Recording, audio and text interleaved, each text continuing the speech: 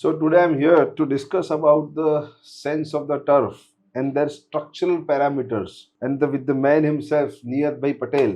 He is a very renowned structural engineer designer of the Ahmedabad. નિયત ભાઈ કેમ છો? કેમ છો? આપણે ખૂબ ખૂબ આભાર તમે આજે આવ્યા. Thank હવે you. થોડુંક સાહેબ તમારા કંપની વિશે ને તમારા વિશે થોડુંક એક નાનું, આમ તો આપવા જેવું કંઈ છે નહીં, તમે મોટા જ છો, પણ થોડુંક નાનું બેકગ્રાઉન્ડ બ્રીફ આપો. મારું નામ નિયત પટેલ છે. મારી કંપનીનું નામ છે સેતુ ઇન્ફ્રાસ્ટ્રક્ચર. અમે છેલ્લા 35 વર્ષથી સ્ટ્રક્ચર એન્જિનિયર્સ છીએ. હું સેકન્ડ જનરેશન સ્ટ્રક્ચર એન્જિનિયર છું. અમે હર્ષિતભાઈ જોડે હું તમારી જોડે 5 વર્ષથી જોડાયો છું અને હું બહુ બધા પ્રોજેક્ટ કરું છું, પણ સેન્સ ઓફ ટર્ફ છે ને એ શું કહેવાય, one of the best project છે જે અત્યારે હું કરી રહ્યો છું. એટલે અત્યારે હું આવ્યો છું તો આઈ એમ વેરી હેપી કે I am talking with you. Yes, thank you નિયતભાઈ. હવે થોડાક પેરામીટર્સની આપણે વાત કરીએ about the structural designing.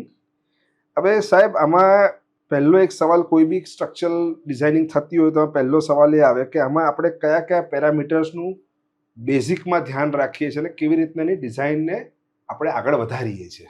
Generally આપણે જ્યારે સ્ટ્રક્ચર ડિઝાઇન કરતા હોઈએ છીએ જી. તો સૌથી ફર્સ્ટ પ્રાયોરિટી છે લોકેશન ઓફ સાઇટ, હા, કે એનું લોકેશન કઈ જગ્યાએ છે, હમ, કે હમ. નજીકમાં પાણી છે કે નહીં, હિલ પર છે, ક્યાં છે, ફાર્મલેન્ડ્સમાં છે. બીજો પ્રાયોરિટી છે કે એનું યુઝેજ શું છે, એને કઈ રીતે યુઝ થવાનું. It is going to be public, it is going to be private, institute છે, શું છે. બીજું છે કે કેટલા ફ્લોરનું થવાનું છે. હા. એ જે આ 3 પેરામીટર્સ છે એના પરથી આપણે ડિસાઇડ કરીએ છીએ કે આપણે કઈ રીતે સ્ટ્રક્ચર ડિઝાઇનિંગ કરવી અને એના પેરામીટર શું લેવા. હવે એમાં બીજો એક સવાલ બધાનો બહુ તરત આવતો છે સ્ટ્રક્ચરમાં, કે ભાઈ આમાં હવે લોકો શું શું નવી ટેકનોલોજી વાપરી રહ્યા છે, કે નવી શું પ્રોસેસ ઇનબિલ્ડ કરી રહ્યા છે, એમાં આપણે શું કરી રહ્યા છીએ? આપણે જે ડિઝાઇન કરીએ ને એમાં આપણે મોડર્ન એનાલિટિકલ ટૂલ્સ વાપરીએ છીએ સ્ટ્રક્ચરના.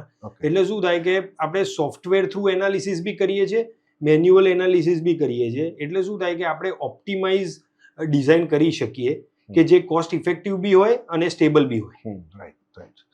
હવે બીજો એક સવાલ બહુ મુદ્દાનો આવે કે ભાઈ આમાં કોસ્ટ ઇફેક્ટિવનેસ કે અને સ્માર્ટ ડિઝાઇનિંગમાં આપણે કેવી રીતે પ્રોસેસમાં નાખી શકીએ છીએ? આપણે સ્માર્ટ ડિઝાઇન એવી રીતે કરીએ છીએ કે આર્કિટેક્ટની એક રિક્વાયરમેન્ટ છે અને ક્લાયન્ટનું એક વિઝન છે કે મારે આવી રીતે જ જોઈએ છે, અને એમણે એક થોટ પ્રોસેસ હોય એ પ્રમાણે આખો એમણે પ્રોજેક્ટ કન્સીવ કર્યો હોય. તો આપણે એ જ ધ્યાનમાં રાખીને કઈ રીતે આપણે સ્ટ્રક્ચરલ એલિમેન્ટ્સ મૂકીએ કે જેમાં આર્કિટેક્ચર હેમ્પર ના થાય, સર્વિસીસ પોઈન્ટ ઓફ વ્યૂથી કશું હેમ્પર ના થાય, અને ક્લાયન્ટને જે રીતે જોવું છે, જે એનવિઝન કરવું છે એ જ રીતે આપણે ડિઝાઇન કરી શકીએ. એટલે આપણે એવી રીતે ઇફેક્ટિવનેસ સ્ટ્રક્ચર ડિઝાઇનિંગમાં લાવીએ છીએ.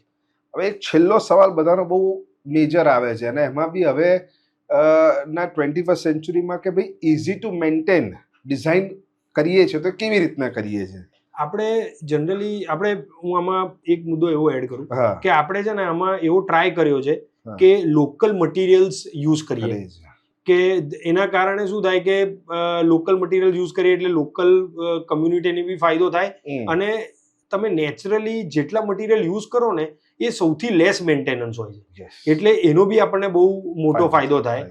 અને આપણે છે ને ટ્રાય કર્યો છે કે મિનિમમ આપણે મટીરિયલ્સ મેન્ટેનન્સ વાળા લઈએ. એટલે આપણે શું છે કે આરસીસી એટલે કર્યું છે કે આરસીસી નું જ્યારે બી તમે બિલ્ડિંગ બનાવો ને એમાં છે ને એનું મેન્ટેનન્સ સૌથી ઓછું હોય છે. એટલે આપણે અને બાકી જે લેન્ડસ્કેપ પોઈન્ટ ઓફ વ્યૂથી આપણે બ્રિક્સ અને સ્ટોન્સ એવું બધું વાપર્યું છે, જેના કારણે આપણે મેન્ટેનન્સ સૌથી ઓછું આવશે.